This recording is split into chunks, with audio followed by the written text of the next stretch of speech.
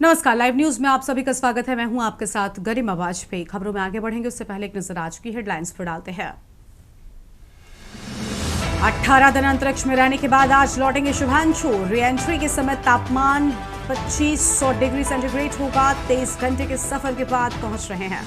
कांग्रेस संसदीय समिति की बैठक आज। सोनिया गांधी करेंगी संसदीय दल की बैठक। सत्र के लिए बनाएंगी रणनीति। जालंधर में मैराथन धावक 114 वर्षीय फौजा सिंह की सड़क दुर्घटना में मौत। दुनिया के सबसे उम्रदराज मैराथन धावक थे फौजा। बिहार वोटर वेरिफिकेशन में कटेंगे 35 लाख नाम। अब तक 88% मतदाताओं ने जमा कराई गणना पत्र। रॉबर्ट वाड्रा से मनी लॉन्ड्रिंग केस में 5 घंटे पूछताछ। ईडी ने संजय भंडारी से वित्तीय संबंधों पर सवाल जवाब किए। आर्म्स डीलर भारत में भगोड़ा घोषित। राजस्थान में भारी बारिश से 12 की मौत। हिमाचल में अब तक 105 लोगों की जान गई। एमपी में नर्मदा खतरे के निशान से ऊपर। आप देख रहे हैं खबरों का सारथी।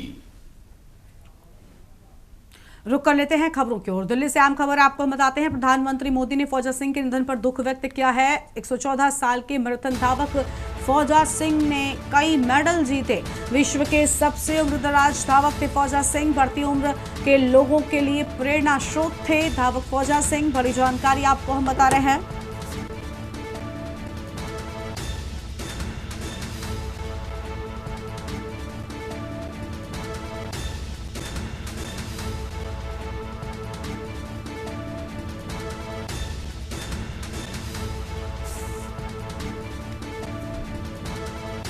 अहम खबर आपको बता दें, पीएम मोदी की ओर से दुख व्यक्त किया गया। विश्व के सबसे उम्रदराज धावक थे फौजा सिंह।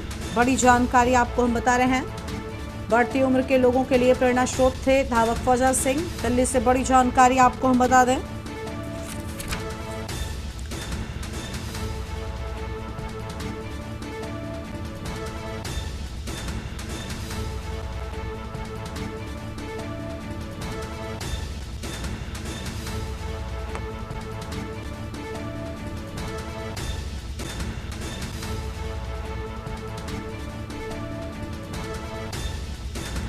बड़ी जानकारी आपको हम बता रहे हैं।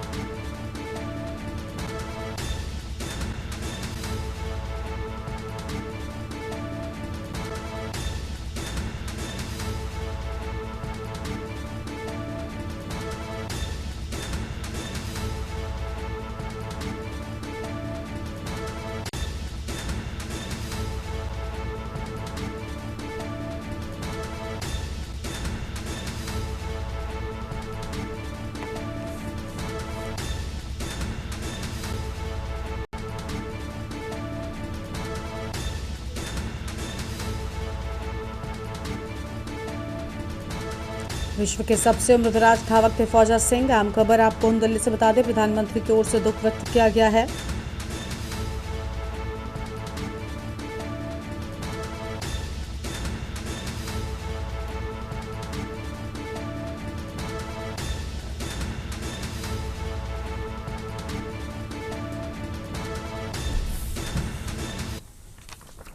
आगे बढ़ते हैं खबरों की ओर। दिल्ली से अगली बड़ी खबर आपको बताते हैं। इलाहाबाद हाईकोर्ट के 4 जजों का हुआ तबादला। जस्टिस अश्विनी मिश्रा पंजाब हरियाणा हाईकोर्ट के बने जज। जस्टिस जयंती कर्नाटक हाईकोर्ट के जज बने। जस्टिस विवेक चौधरी दिल्ली हाईकोर्ट के जज बने। जस्टिस ओपी शुक्ला भी दिल्ली हाईकोर्ट के जज बने हैं। ये बड़ी जानकारी आपको हम बता दें।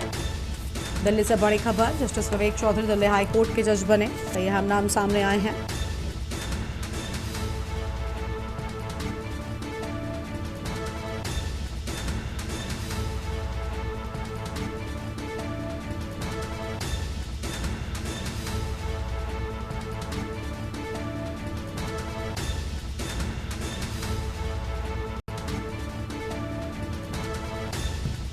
जस्टिस ओपी शुक्ला भी दिल्ली हाईकोर्ट के जज बने। अहम खबर आपको हम बता रहे हैं। दिल्ली से बड़ी खबर, इलाहाबाद हाईकोर्ट के 4 जजों का हुआ तबादला।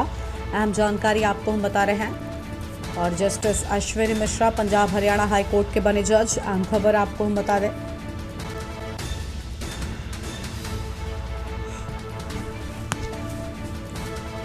जस्टिस विवेक चौधरी दिल्ली हाई कोर्ट के जज बने।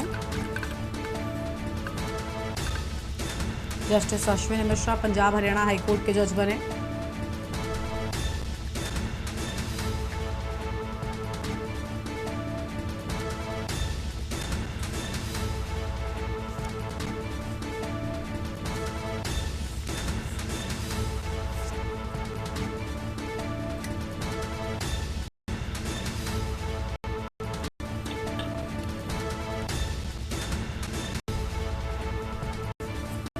जस्टिस अश्विनी मिश्रा पंजाब हरियाणा के जज बने। बड़ी जानकारी आपको हम बता रहे हैं।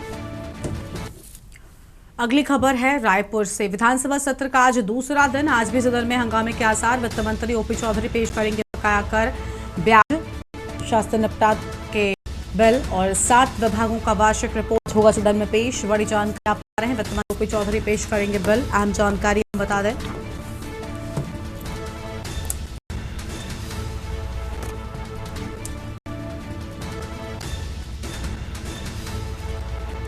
अहम खबर आपको हम बता, आज भी सदन में हंगामे के आसार।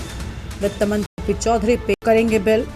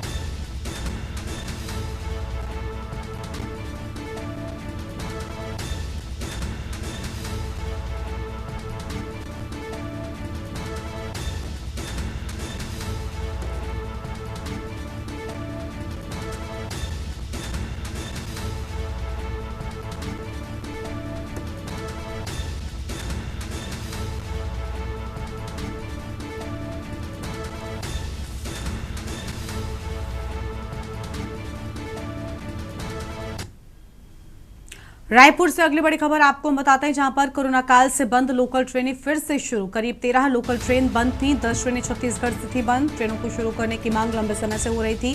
लोकल यात्रियों को मिलेगा फायदा। बड़ी जानकारी आपको हम बता दें, जहां लोकल यात्रियों को मिलेगा फायदा। अहम खबर आपको हम बता रहे हैं। 10 ट्रेनें छत्तीसगढ़ से थी बंद। अहम जानकारी आपको हम बता दें। ट्रेनों को शुरू करने की मांग लंबे समय से हो रही थी।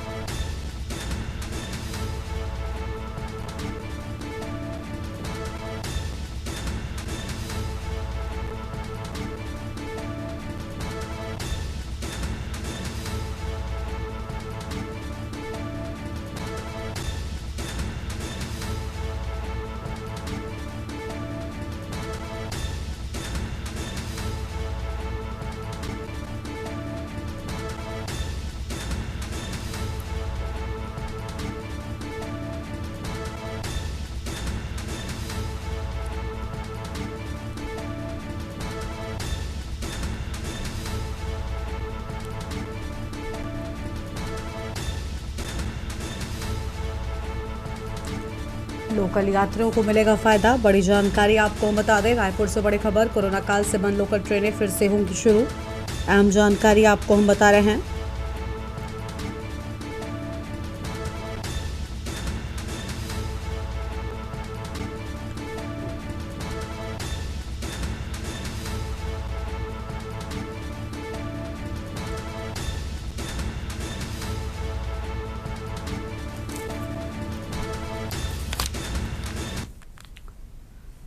आगे बढ़ते हैं खबरों की ओर। अगली खबर आपको हम बताते हैं, यमुनानगर में बीती रात 2 स्थानों पर फायरिंग की घटनाओं से सनसनी फैल गई। पहली घटना आईटीआई के पास शम्मी इंडस्ट्रीज के मालिक गुरदीप सिंह के घर के बाहर हुई, जहां बाइक सवार 2 बदमाशों ने 4-5 राउंड फायरिंग की। शटर और शीशे को नुकसान पहुंचाया, लेकिन किसी के हताहत होने की सूचना नहीं है। पुलिस ने फॉरेंसिक टीम को बुलाकर जांच शुरू कर दी है। करीब 15 से 20 मिनट के बाद दूसरी फायरिंग सरोजनी कॉलोनी फेज 1 में कपड़ा व्यापारी रवि के घर पर हुई।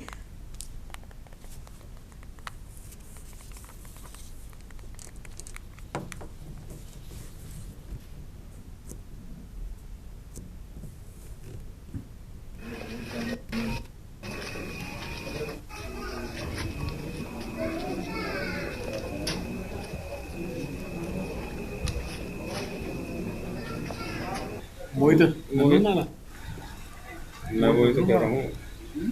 मोहित मोहित नाना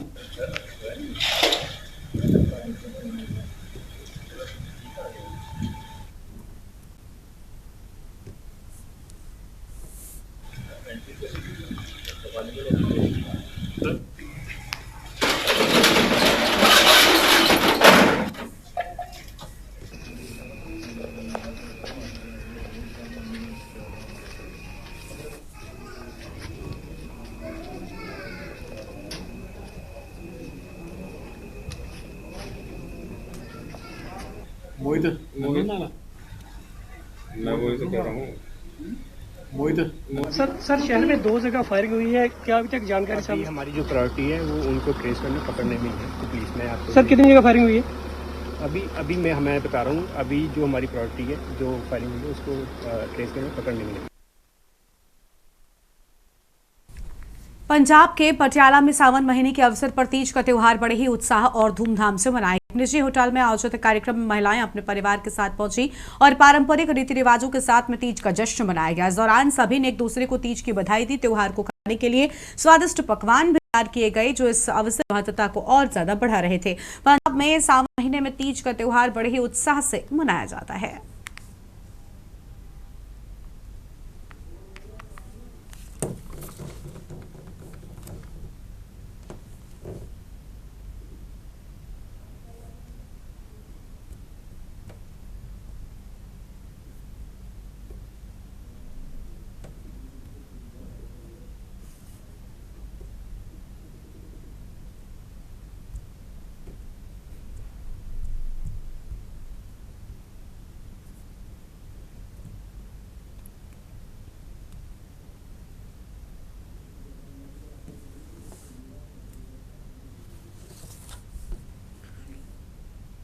और अब सीधा आपको लखनऊ लेकर चलते हैं, जहां पर विश्व युवा कौशल कार्यक्रम में पहुंचे मुख्यमंत्री योगी आदित्यनाथ की तस्वीर आपको हम दिखाते हैं।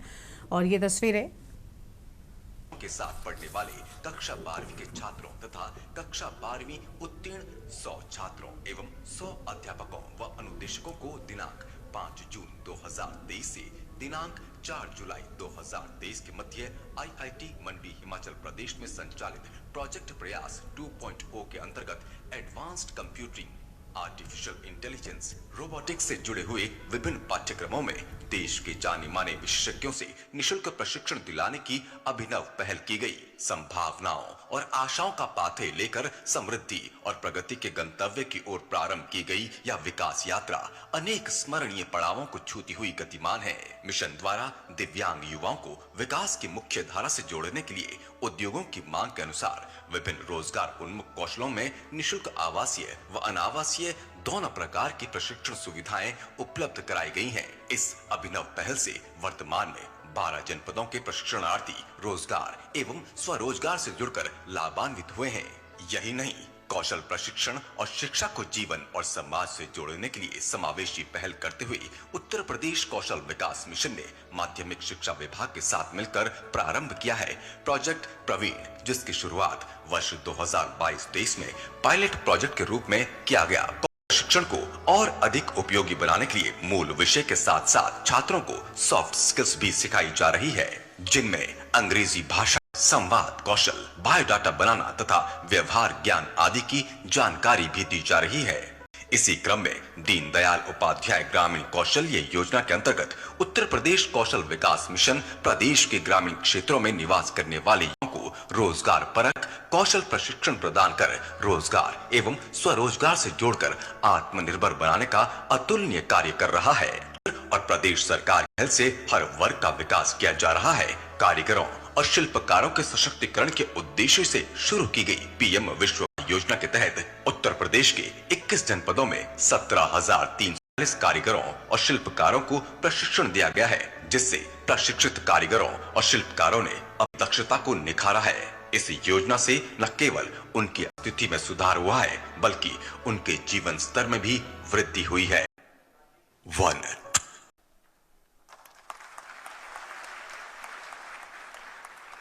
व्यावसायिक शिक्षा, कौशल विकास और उद्यमशीलता विभाग उत्तर प्रदेश शासन द्वारा संचालित विभिन्न शासकीय योजनाओं एवं क्रमों से जुड़े अनेक युवा लाभान्वित हो रहे हैं और अपने कौशल को और निखार कर प्रगति के पथ पर अग्रसर हैं।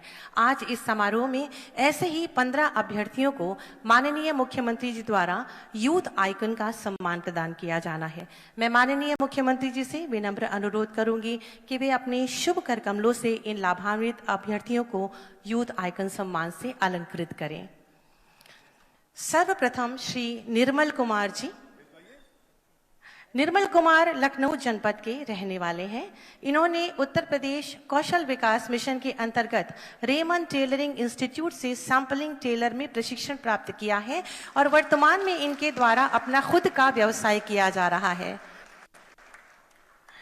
श्री पूजा पाल, आप लखनऊ जनपद की रहने वाली हैं और राजकीय ITI लखनऊ से CITS का प्रशिक्षण लिया है। आप असिस्टेंट टैंकर के पद पर कार्यरत हैं, जहां पर आप 75,000 की सैलरी प्राप्त कर रही हैं। श्री मुजीब खान जी, आप जनपद बरेली के रहने वाले हैं और वर्तमान में कंपनी सन फार्मा में सेल्स एग्जीक्यूटिव हैं, जिसके माध्यम से 32,000 रुपए की सैलरी आपको प्रदान हो रही है। सुश्री पूजा विश्वकर्मा लखनऊ जनपद की रहने वाली हैं। CITS का प्रशिक्षण प्राप्त कर वर्तमान में आप 50,000 मासिक की आमदनी आपकी हो रही है। श्री करण निषाद जी अयोध्या जनपद के रहने वाले हैं और प्लम्बर ट्रेड में ITI से प्रशिक्षण प्राप्त किया है और आज 50,000 रुपया महीना आप प्राप्त कर रहे हैं। श्री भूपेंद्र कुमार जी हरदोई जनपद के रहने वाले हैं।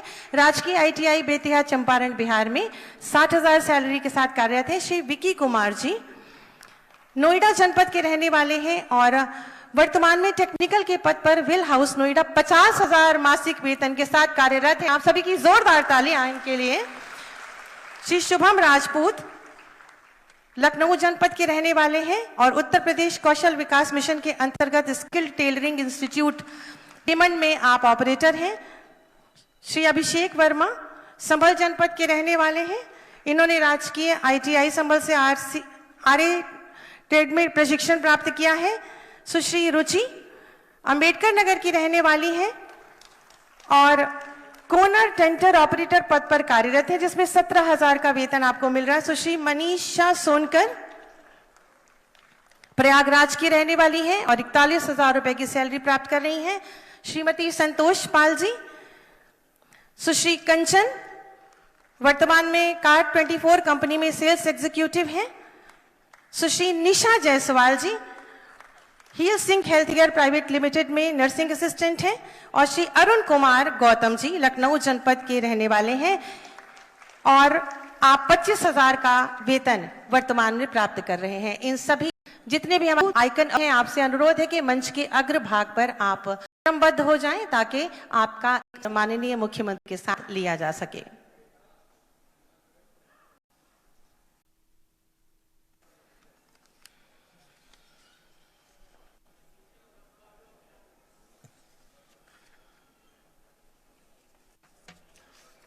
हमारे इन यूथ आइकन्स के लिए आपकी जोरदार तालियां अपेक्षित हैं।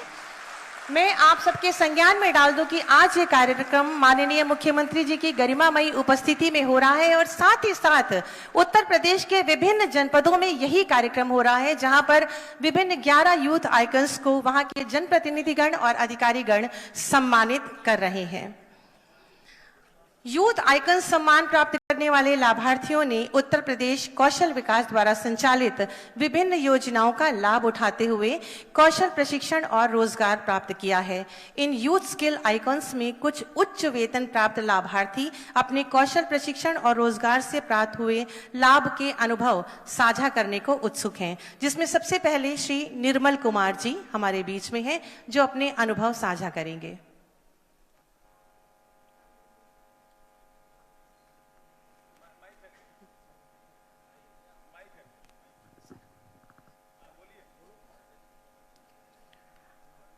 निर्मल कुमार जी, आप अपना अनुभव साझा करें।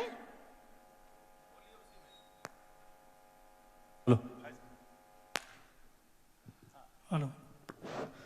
मंच पे सभी उपस्थित मंत्रीगण एवं अधिकारीगण, सभी भाइयों बहनों को मेरा सादर प्रणाम, नमस्कार। मेरा नाम निर्मल कुमार, मैं कुसमौरा काकोई लखनऊ का रहने वाला हूँ। मेरे पिता का नाम श्री राम स्नेही यादव। मैं जो कच्चा हाई स्कूल तक मैं अपनी उत्तरी तो लखनऊ से ये तस्वीर आपको हम दिखा रहे थे, जहां पर युवा कौशल विकास कार्यक्रम में पहुंचे थे मुख्यमंत्री योगी आदित्यनाथ। एक छोटे से ब्रेक के लिए यहाँ पर रुकते हैं, चल लौटेंगे।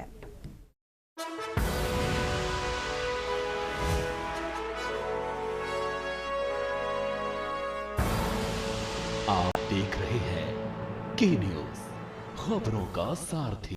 ब्रेक के बाद आप सभी का स्वागत है। मुरैना में बारिश से कुतवार डैम भराव की स्थिति में है। डैम के 3 गेट खोलकर छोड़ा गया 6000 क्यूसेक पानी। 6 गांवों पर मंडराया बाढ़ का खतरा। ग्रामीणों को किया गया अलर्ट और सतर्क। बड़ी जानकारी आपको हम बता रहे हैं, अहम खबर आपको हम बता दें, जहां पर 6 गांवों पर बाढ़ का खतरा मंडराया। यह अहम जानकारी आपको हम बता दें। ग्रामीणों को किया गया अलर्ट और सतर्क रह कहा।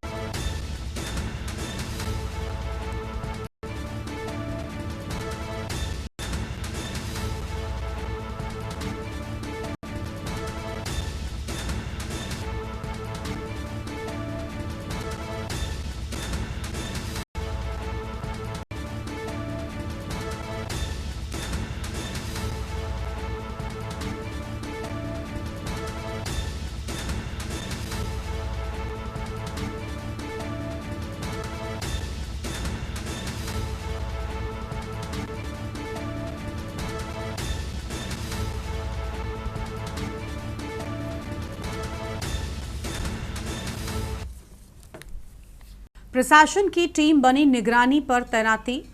और कुतवार डैम की 80,000 क्यूसेक की बड़ी जानकारी आपको हम बता रहे थे। आगे बढ़ेंगे खबरों की ओर, अगले बढ़कर का रुख कर लेते हैं। जानकारी आपको बताते हैं, जहां ओमकारेश्वर ज्योतिर्लिंग में श्रद्धालुओं का भारी जन सैलाब उमड़ा है। कल सुबह से ही भक्त भगवान शिव के दर्शन और पूजन के लिए लंबी कतारों में लगने लगे। पूरे क्षेत्र में बोलबम और शिव भजनों की गूंज सुनाई दी है, जिससे वातावरण पूरी तरीके से शिवमय हो गया है।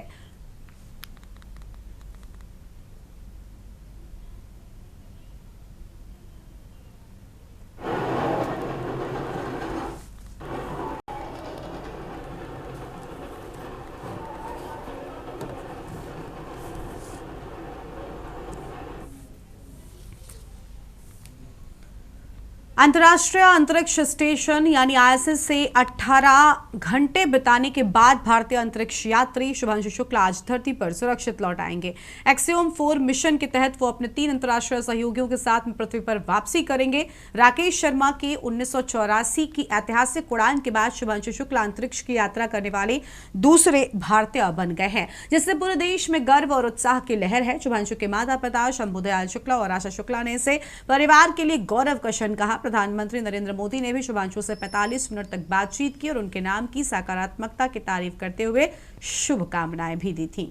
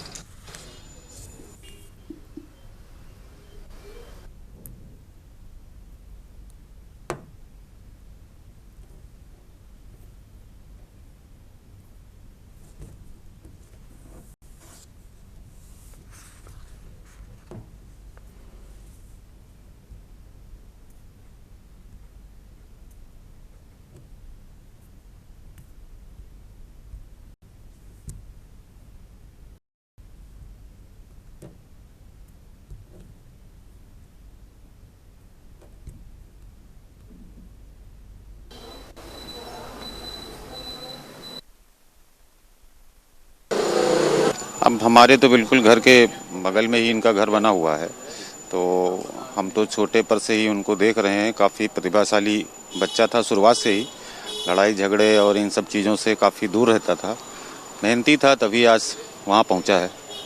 जी, पढ़ाई में कैसा था सर? बहुत अच्छा था, क्योंकि उसको बाकी चीज़ों से कोई वास्ता नहीं था, मोहल्ले के लोगों से और ऐसा कुछ बस मित्रवत व्यवहार रहता था और सबसे प्यार से बोलता था, और इसलिए आज वो उस मुकाम पे पहुंचा हुआ है। क्या दुआ करेंगे उसके लिए? जिस तरीके से अरे दुआएं तो मैं बहुत कर रहा हूं उसके लिए, और हमेशा ही रही है और छोटे पर से ही रही है, और अभी भी वही दुआएं हैं कि और आगे बढ़े और कामयाब हो, और आज सकुशल वापस आए और हम लोगों से मिले आकर के। अंतर्राष्ट्रीय स्टेशन से वापस आने के बाद में हमारे पास सुधांशु वापस आ रहे हैं, धरती पर लौट रहे हैं 18 दिन बिताने के बाद। ऐसे में उनकी मम्मी पापा हमारे साथ में बातचीत करने के लिए हैं। कैसे देख रही हैं 18 दिन बिताएं, क्योंकि 1984 की अगर बात करते हैं तो उस समय अंतरिक्ष पे राकेश शर्मा गए हुए थे। अब ये दूसरे ऐसे व्यक्ति हैं जो गए हैं अंतरिक्ष पे यात्रा करने के लिए। अब 40 साल बाद हमारा बेटा गया है वहाँ पर, हो सकता है अब आगे आने वाली जनरेशन में थोड़ा जल्दी कोई पहुँच जाए उस इनसे पाके, उम्मीद पाके कि हाँ इस शुभांशु के से सीख लेके 40 साल बाद नंबर आया। बीच में किसी ने ध्यान ही नहीं दिया कि स्पेस भी कोई चीज़ है, वहाँ भी जाना चाहिए ना जाना चाहिए। तो अब मोदी जी के प्रयासों से अब थोड़ा संभव हो पाया है, तो अब आगे देखो क्या होता है। आगे बच्चे हो सकता है जल्दी पहुँचे स्पेस में आगे। जब जा रहे थे शुभांशु जा रहे थे यहाँ से बाहर अंतरिक्ष में, तो कैसा आप फील कर रही थी, कैसा महसूस कर रही थी उस समय? अब देखिए माँ के हिसाब से सोचे तो थोड़ा भावुक पल था हमारे लिए, कि वैसे तो बहुत अच्छा सुखद अनुभव था हमारे लिए कि हमारा बच्चा स्पेस में जा रहा है, पूरे भारत में पूरे विश्व में उसका नाम हो रहा है, तो अच्छा लग रहा था, गर्व का अनुभव हो रहा था।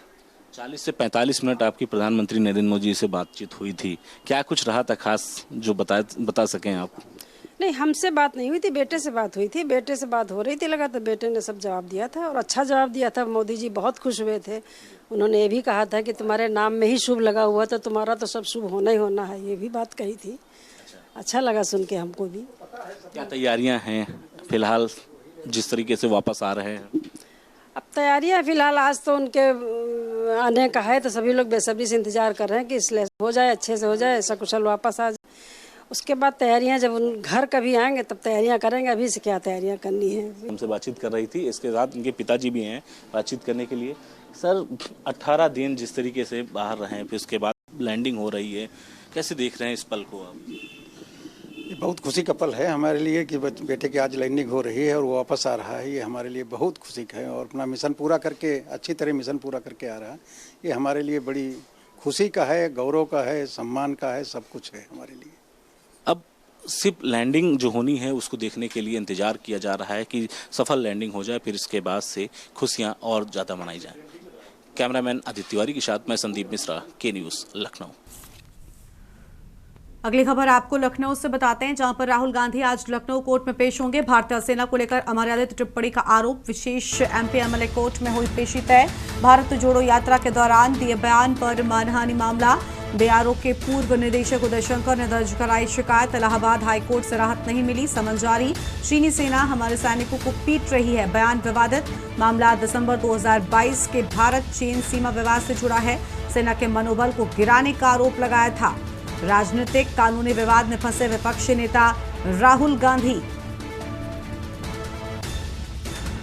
इलाहाबाद हाईकोर्ट से राहत नहीं मिली, समन जारी हुआ। बड़ी जानकारी आपको हम बता दें, चीनी सेना हमारे सैनिकों को पीट रही।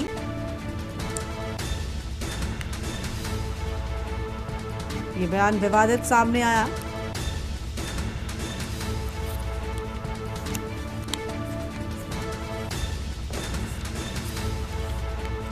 मामला दिसंबर 2022 के भारत चीन सीमा विवाद से जुड़ा। अहम खबर आपको हम बता रहे हैं।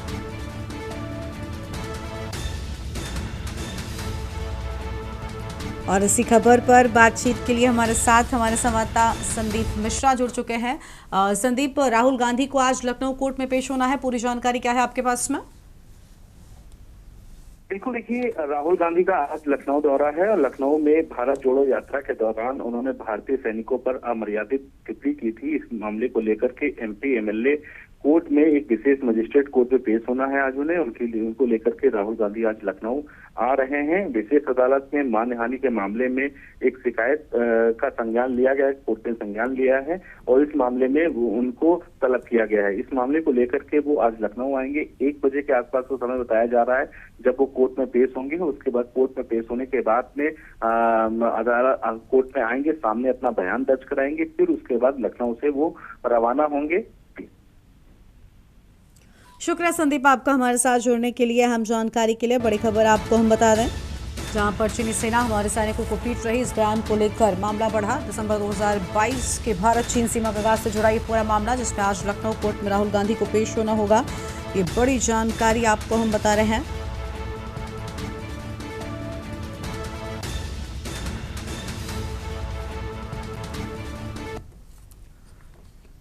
अगली खबर आपको हम बताते हैं लखनऊ से, जहां सीबीसीआईडी में तैनात सिपाही पर फर्जीवाड़े का आरोप। हेड कांस्टेबल मेहताब आलम पर लगे फर्जी दस्तावेज के आरोप। पत्नी नूर शबा ने दर्ज कराया धोखाधड़ी का केस। चुनहट थाने में हुआ मुकदमा दर्ज। नौकरी के लिए फर्जी मार्कशीट लगाने का आरोप। बड़ी जानकारी आपको हम बता रहे हैं।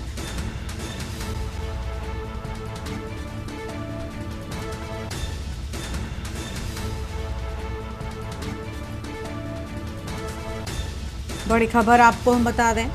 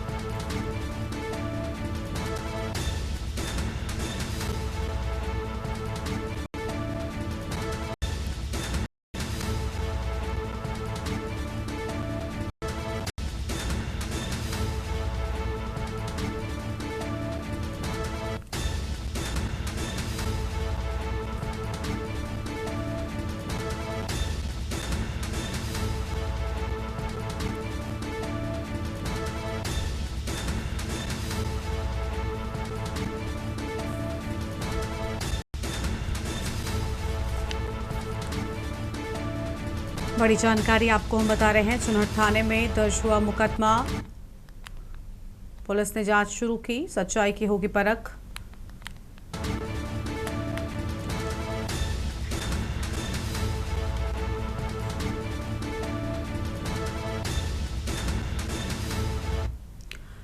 लखनऊ से अगली खबर आपको बताते हैं, जहां पर ट्रेनिंग में शामिल नहीं हुए 3568 अभ्यर्थी 21 जुलाई से शुरू होना है सिपाहियों का आधारभूत प्रशिक्षण। अब इनको प्रशिक्षण में शामिल नहीं किया जाएगा। बड़ी जानकारी आपको हम बता दें, अहम खबर आपको हम बता रहे हैं। नवचयनित सिपाहियों को प्रशिक्षण केंद्र आवंटित किए गए।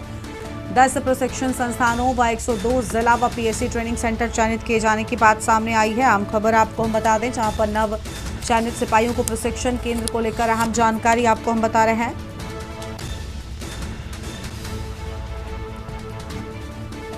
दस प्रशिक्षण संस्थानों व 102 व पीएससी ट्रेनिंग सेंटर चयनित। अहम खबर आपको दें, सारे रीजनल ट्रेनिंग सेंटर्स में 57,121 सिपाहियों की ट्रेनिंग होगी। इनमें 45,055 पुरुष व 11,621 महिला रिक्रूट शामिल। बड़ी जानकारी आपको हम बता रहे हैं।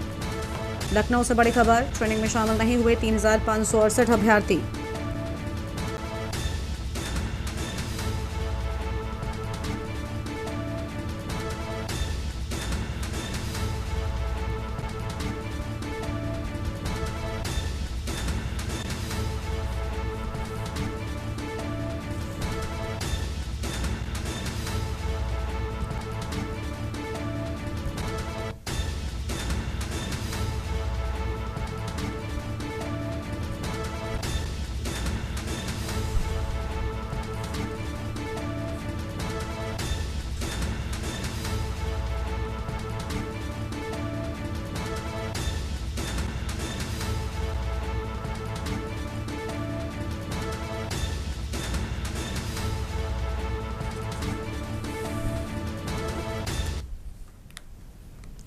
आगे बढ़ेंगे खबरों की ओर। सिद्धार्थनगर से बड़ी खबर, जहां बदराया फागू शाह बाबा की मजार ध्वस्त मामले में एडीएम और एसपी ने की कार्रवाई। पशुचर की जमीन पर अवैध मजार बनाना पाया गया। प्रशासन ने भारी पुलिस बल तैनात किया। मीडिया और आमजन के प्रवेश पर प्रतिबंध लगाया गया। पूरे इलाके को बनाया गया छावनी जैसा क्षेत्र और प्रशासन हर स्थिति से निपटने को तैयार है। ध्वस्तीकरण कार्रवाई के दौरान सुरक्षा व्यवस्था कड़ी नजर आई। बड़ी जानकारी आपको हम बता रहे हैं।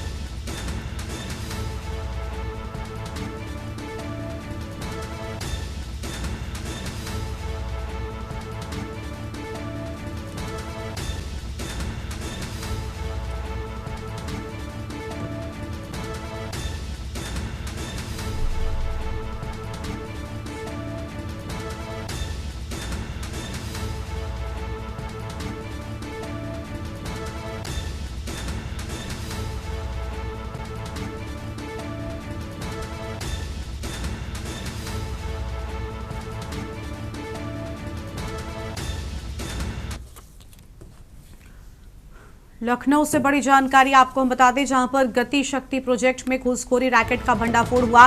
सीबीआई की एंटी करप्शन ब्रांच की बड़ी कार्रवाई। अहम खबर आपको बता रहे हैं। डिप्टी चीफ इंजीनियर विवेक कुशवाहा के ठिकानों पर छापेमारी।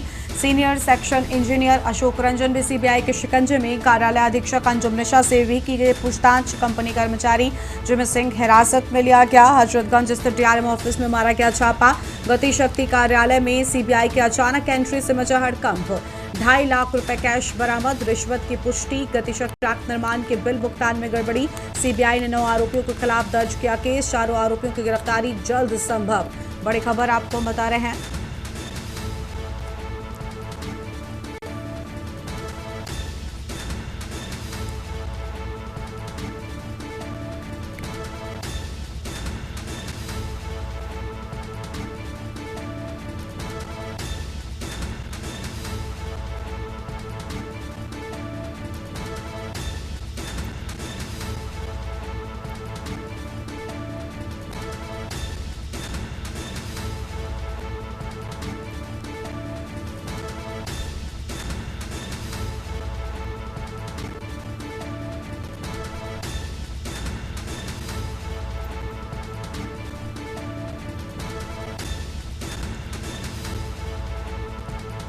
बड़ी जानकारी आपको हम बता दें।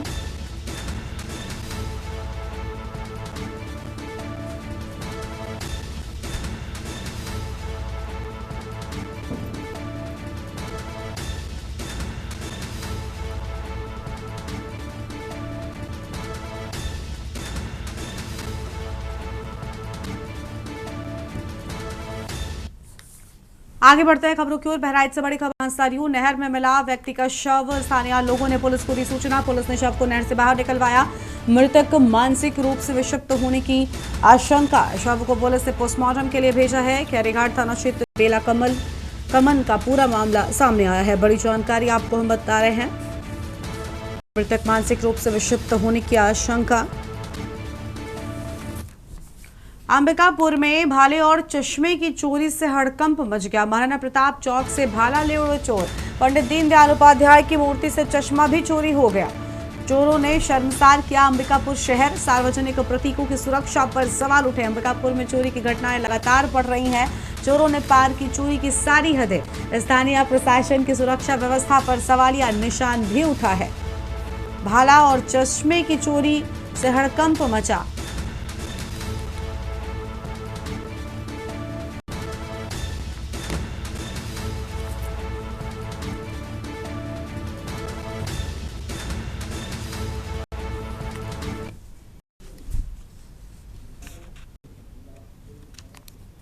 और अगली बड़ी खबर आपको हम दुर्ग से बताते हैं। बड़ी जानकारी दुर्ग से। होटल कारोबारी विजय अग्रवाल के ठिकानों पर ईडी की रेड। अहम जानकारी आपको हम बता दें। होटल सागर इंटरनेशनल के मालिक के घर पहुंची ईडी की टीम। अहम खबर आपको हम बता रहे हैं। सुबह 6 बजे 3 गाड़ियों में पहुंची ईडी की टीम। अहम खबर आपको हम बता दें। दुर्ग से बड़ी खबर, ईडी कार्रवाई के दौरान सीआरपीएफ जवानों की भी तैनाती।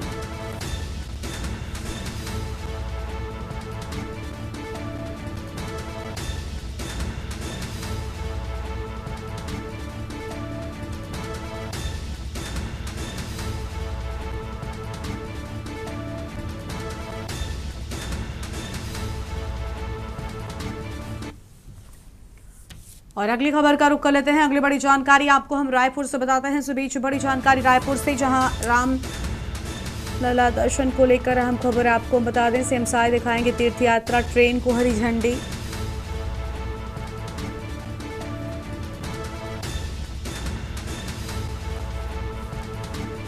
बड़ी जानकारी आपको हम बता रहे हैं, रायपुर से अयोध्या और वाराणसी के लिए होगी यात्रा।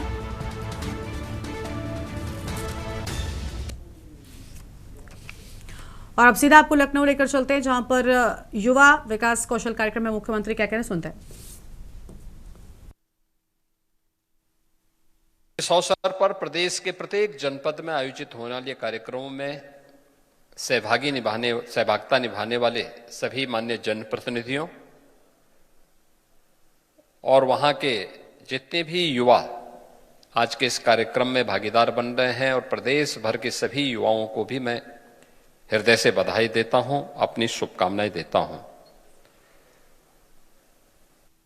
मुझे प्रसन्नता है कि इस बार का जो थीम दिया गया है, अंतर्राष्ट्रीय युवा कौशल दिवस के अवसर पर, वह है एआई और डिजिटल स्किल के माध्यम से युवा सशक्तिकरण का मार्ग प्रशस्त करना है।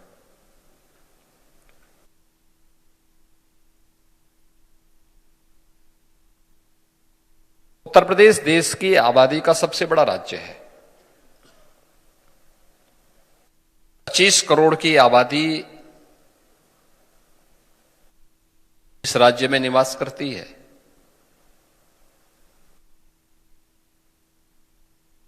और 25 करोड़ की इस आबादी को युवाओं की जो संख्या है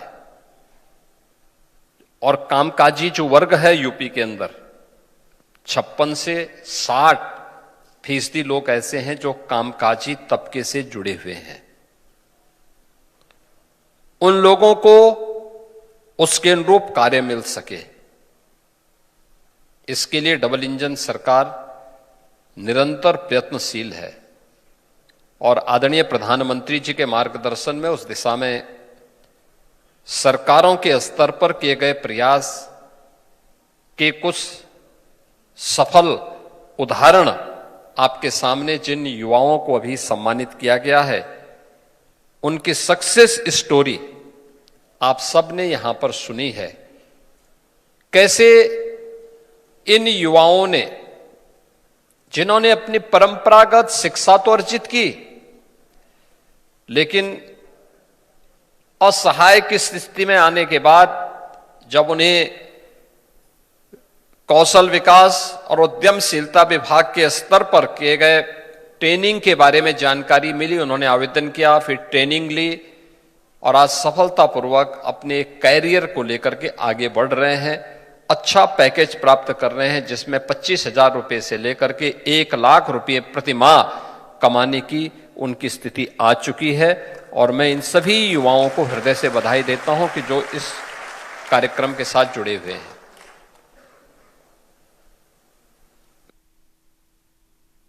उत्तर प्रदेश में कार्य की कमी नहीं, कार्य की भी कमी नहीं है और मानव संसाधन की भी कमी नहीं है। हमारे पास स्केल है, लेकिन उस स्केल को स्किल में बदलने के लिए ही ये सभी प्रयास प्रारंभ किए गए हैं, जिसके अंतर्गत प्रदेश सरकार 2 करोड़ युवाओं को डिजिटली सक्षम बनाने के लिए स्मार्टफोन और टैबलेट उपलब्ध करा रही है। 50 लाख युवाओं को अब तक हम उपलब्ध करा चुके हैं।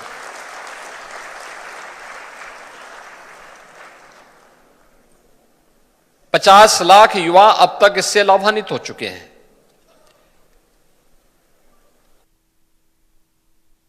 प्रदेश सरकार ने टाटा टेक्नोलॉजीज के साथ मिलकर के 150 आईटीआई को जिस रूप में न्यू एज टेक्नोलॉजी के साथ जोड़ करके इंडस्ट्री और मार्केट की डिमांड के अनुरूप उस प्रकार की ट्रेड और ट्रेनिंग के साथ जोड़ने का काम किया है, यह एक नए उत्तर प्रदेश के युवाओं के जो स्केल है उसको स्किल में बदलने के लिए किए जाने वाले प्रयास का ही एक दूसरा उदाहरण है। 150 आईटीआई केवल आईटीआई न रहे, बल्कि यह हब एंड स्पोक मॉडल पर काम कर सके। लगभग 400 के आसपास गवर्नमेंट आईटीआई प्रदेश के अंदर संचालित है और लगभग 3000 आईटीआई निजी क्षेत्र के द्वारा भी संचालित है। गवर्नमेंट के स्तर पर संचालित आईटीआई में फीस कुल 40 रुपया है। निजी क्षेत्र में भी जो आईटीआई हैं, उन आईटीआई में भी गवर्नमेंट वहां पर बहुत सारी इंसेंटिव देती है, खासतौर पर पढ़ने वाले छात्रों के लिए स्कॉलरशिप देती है, अन्य अन्य प्रकार से उन्हें सहयोग भी करती है। उन सभी युवाओं के लिए एक अवसर है कि हम सब ये विभाग के स्तर पर जो प्रयास प्रारंभ किए गए हैं कि मार्केट की मैपिंग करना, डिमांड के अनुसार उस प्रकार के ट्रेड को विकसित करना और फिर उसके अनुसार उन्हें स्किल डेवलपमेंट के में पारंगत करते हुए इंडस्ट्री तक पहुंचाना।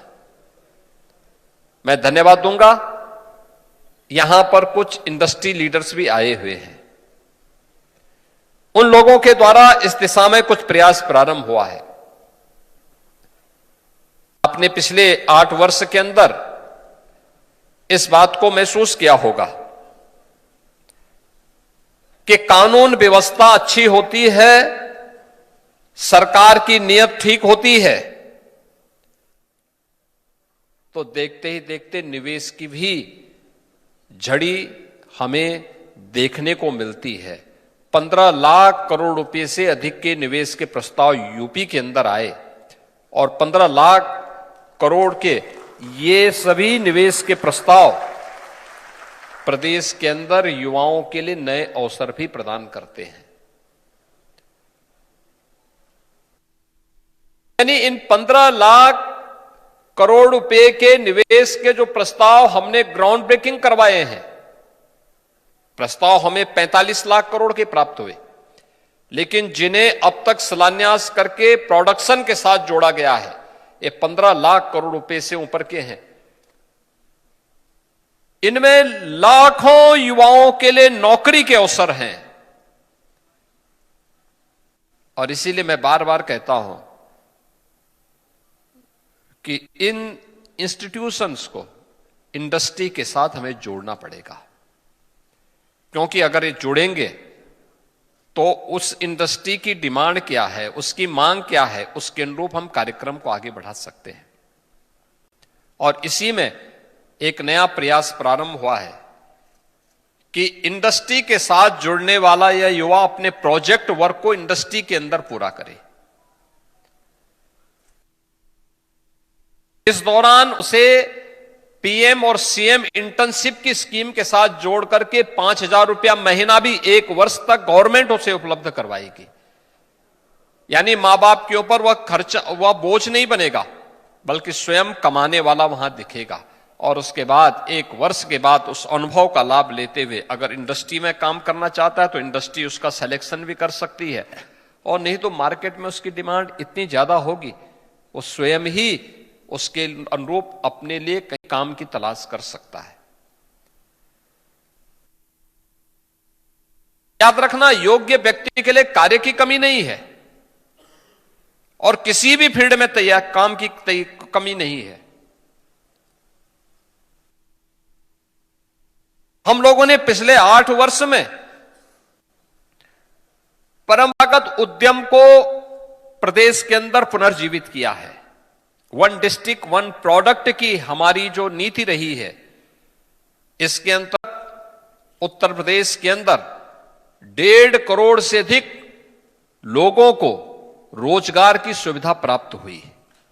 आप अनुमान कर लीजिए, देश के अंदर और दुनिया के अंदर इतने बड़े पैमाने पर कहीं भी यह सुविधा नहीं प्राप्त हुई होगी। मुख्यमंत्री विश्वकर्मा श्रम सम्मान योजना और पीएम विश्वकर्मा योजना के माध्यम से परंपरागत हस्तशिल्पी और कारीगरों के लिए भी उन्हीं के यहां ट्रेनिंग के कार्यक्रम के साथ साथ उन्हें टूल किट उपलब्ध करना और फिर उन्हें बैंकों के साथ जोड़ने कार्यक्रम, यह भी एक अभिनव कार्यक्रम और सफलतापूर्वक इसको भी आगे बढ़ाया गया। 1 लाख से अधिक युवाओं, 1 लाख से अधिक लोगों को इस ट्रेनिंग के साथ जोड़ा गया और उन्हें सफलतापूर्वक अपने कारोबार के साथ जोड़ा गया, जो जिसके बगैर हमारी अर्थव्यवस्था, ग्रामीण अर्थव्यवस्था तो चल ही नहीं सकती। लेकिन उनके पास उचित ट्रेनिंग नहीं थी, डिजाइनिंग नहीं थी, पैकेजिंग नहीं थी। उनके साथ जोड़ने का परिणाम हम सबके सामने देखने को मिलता है। सरकार ने एमएसएमई विभाग के माध्यम से युवा अपने आप अपना उद्यम स्थापित करना चाहता है, जो युवा स्वयं का स्टार्टअप स्थापित करना चाहता है, उसके लिए सीएम युवा के नाम पर एक नई स्कीम निकाली और इसमें हम लोगों ने प्राथमिकता दी कि जिन्होंने कौशल विकास और उद्यम विभाग के माध्यम से सर्टिफिकेट लिया है, आईटीआई का सर्टिफिकेट लिया है, पॉलिटेक्निक किया है, डिग्री ली है, उन लोगों को हमने व्यवस्था दी है कि हम 5 लाख रुपए तक का ऋण, ब्याज मुक्त ऋण देंगे, मार्जिन में उपलब्ध करवाएंगे।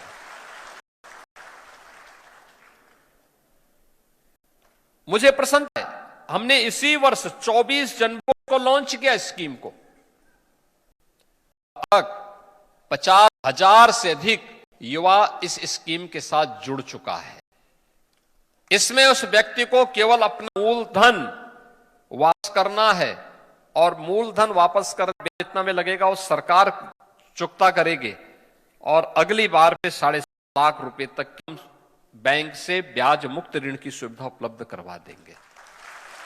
याद ना कि व्यवसाय इसी तरीके से धीरे धीरे करके आगे बढ़ता है। एक शुरुआत, बिना अपने मां बाप पर बोझा बने कोई भी युवा जिस क्षेत्र में कार्य करना चाहता है उसकी प्रॉपर ट्रेनिंग लेकर के मार्केट की मैपिंग करते हुए वह इस दिशा में आगे बढ़ सकता है। इतनी अच्छी स्कीम लाई गई है, कोई भी व्यक्ति इस दिशा में आगे बढ़ सकता है। यानी कितने कार्य आपको बताए, अगर आपको डिजिटली सक्षम बनना है, आपकी कॉलेज में, आईटीआई में, पॉलिटेक्निक में या किसी भी अन्य संस्थान में कोई डिग्री, डिप्लोमा कोर्स कर रहे हैं तो आपको टैबलेट या स्मार्टफोन की सुविधा सरकार के द्वारा फ्री में उपलब्ध कराई जा रही है। निवेश के माध्यम से नए रोजगार के अवसर सृजित किए जा रहे हैं। वन डिस्ट्रिक्ट वन प्रोडक्ट के माध्यम से सुविधा उपलब्ध करवाई जा रही है कि हर जनपद में हर व्यक्ति के लिए रोजगार के अवसर खुल सके। परंपरागत उद्यमी और उद्यमिता को बढ़ावा देने के लिए कारीगर और हस्तशिल्पी को पीएम विश्वकर्मा या मुख्यमंत्री विश्वकर्मा श्रम सम्मान योजना के माध्यम से जोड़ करके उसे जीवन के नए अवसर उपलब्ध करवाए जा रहे हैं, रोजगार के नए अवसर उपलब्ध करवाए जा रहे हैं और सीएम युवा के माध्यम से भी ब्याज मुक्त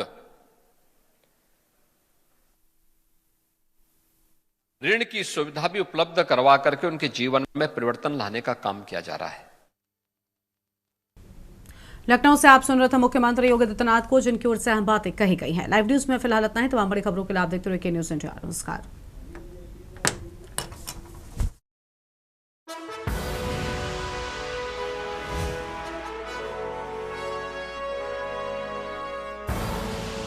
आप देख रहे हैं के न्यूज, खबरों का सारथी।